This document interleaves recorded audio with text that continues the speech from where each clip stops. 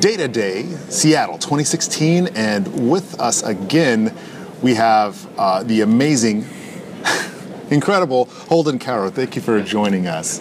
Thank you for having me. All right. You're visiting again from San Francisco. You're probably no stranger to Seattle, though. No, I used to work here several years ago. Okay. It's a nice city. I really like it. Yeah, probably just like a hop and a skip from your hometown?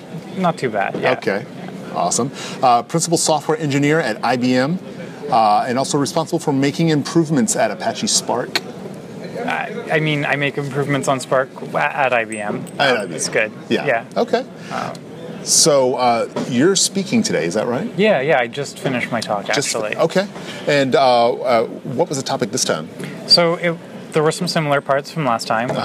It was very much focused on how to scale your Spark jobs, but I'm also really excited about a lot of the new things coming in Spark 2.0. Okay. So I took the time to talk about some of the new things which are coming and sort of how people can start to get ready to use them. Yeah. People love having that inside scoop. Yeah. No, I think it's really great. Yeah, no, it's totally awesome. Yeah. So let's answer to the video here. What is the future of Spark? So there's a whole bunch of different things happening, but the biggest thing which is really happening, and it's just sort of a pickup from where we've been going from Spark 1.6 forward, is everything is really being rewritten on top of Spark SQL, and specifically the data frame and dataset API. Mm-hmm. And so this is the first release, Spark 2.0, which is coming out very shortly. Is going to be the first release where you can actually start doing streaming data frames, which is really exciting. Yeah. Because it lets you just use the same tools that you're used to, except now they're starting to work in the streaming context, without even having to do a lot of work on your own. There's some tricky parts with getting your data in and getting it out, but once you've got those two tricky parts handled, like it's beautiful. Yeah, so this is going to open a whole new world for people. I think so, and like people can actually like take their SQL queries and run them on streaming data, and like actually get them in like a nice tabular format if they want, and really just. There's a lot more flexibility and power than the old streaming API. So I'm really excited about what people are going to build on top of that. And do you know of sort of like the release date for the final on 2.0? It's hard to say normally, but as of this morning, RC5 was just voted as approved. Okay. So it's probably going to be in the next 2 to 4 days is my guess. Wow. Probably Reynold will work on it over the weekend and get it out for us all. Nice. So we can start playing with this stuff really, really soon. Yeah. So it's forward-facing, but it's forward-facing to next week, so I think it's okay. Okay, Spark 2.0. And so, like, can you draw, maybe for the audience who's unfamiliar with Spark 2.0 and what streaming these data frames means for someone, like, what would be a working concept for the use of that? So like some really simple concepts are like maybe you have streaming location data and you want to start like training machine learning models on this, or you have like you've got streaming sales data coming in and you want to have aggregates that are being updated in real time as opposed to just like a batch view every night. Pretty much all of these things, we could do them before, right? But we had to use the dstream API, and that really it works wonderfully.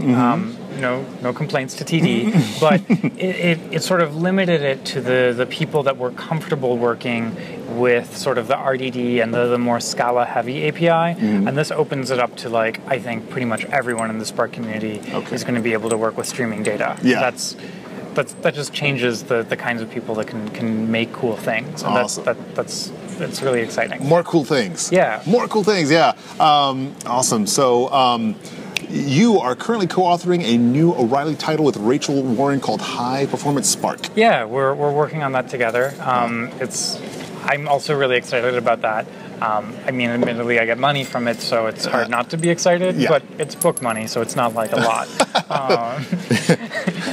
Being an author, it's not a good career choice. But more seriously, I'm really excited. Learning Spark was a great Spark book, and I think it's still a very good Spark book for people that are getting started. But High Performance Spark is really helping people go from like being good Spark users to really excellent Spark users. It's pointing out all of the little like tricky things which you don't have to think about for your first few Spark applications, but once you're finally like making really big things in it, it's worth it to take the extra time to understand like some of the intricate details, because it just lets you get so much more performance out of your machines. Yeah, boost the efficiency with that book. Do we have an ETA for when we'll see that in? So you can give me money for that book today. Okay. And I encourage you to buy several copies. One for home. Great Christmas one for gifts. the car. No, excellent Christmas gifts.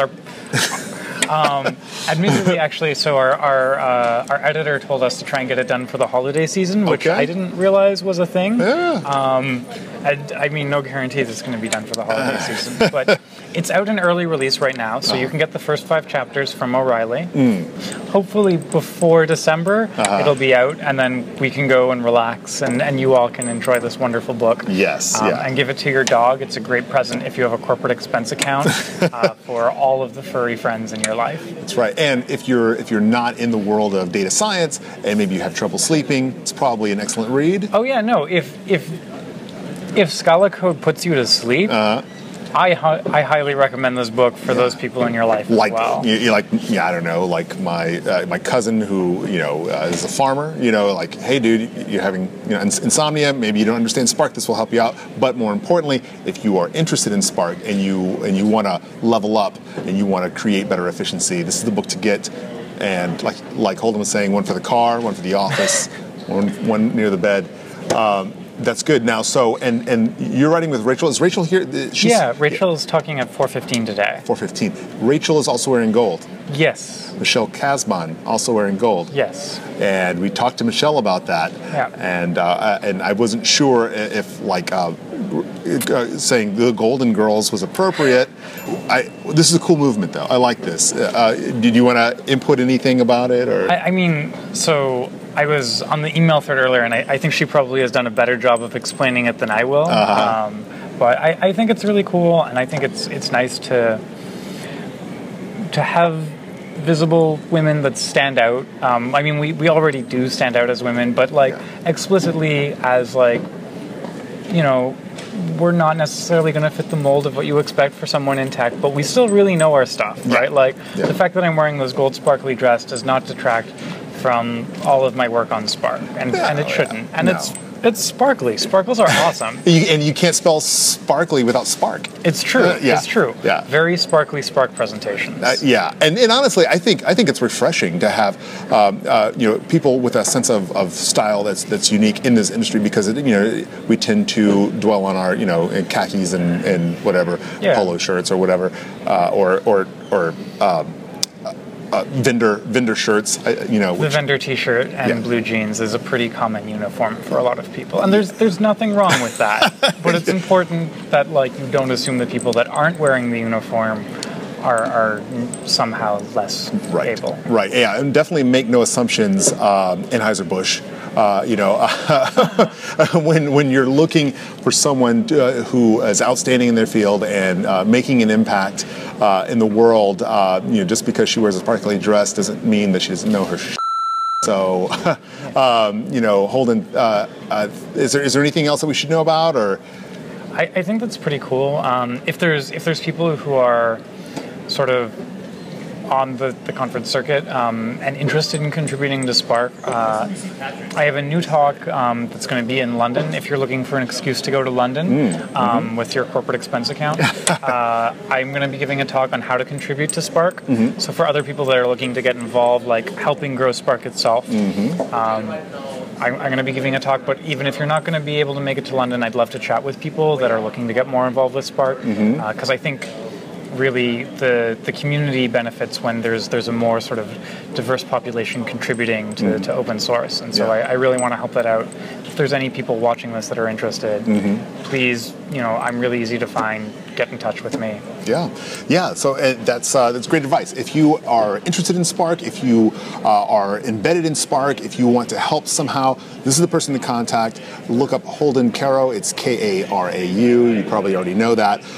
And Holden, thanks for coming to talk to us today. And it's always a pleasure to get to hear new and exciting stuff from you. Thanks. It's so wonderful to be back. Thanks for having me again. All right. Cheers. Cool. Cheers.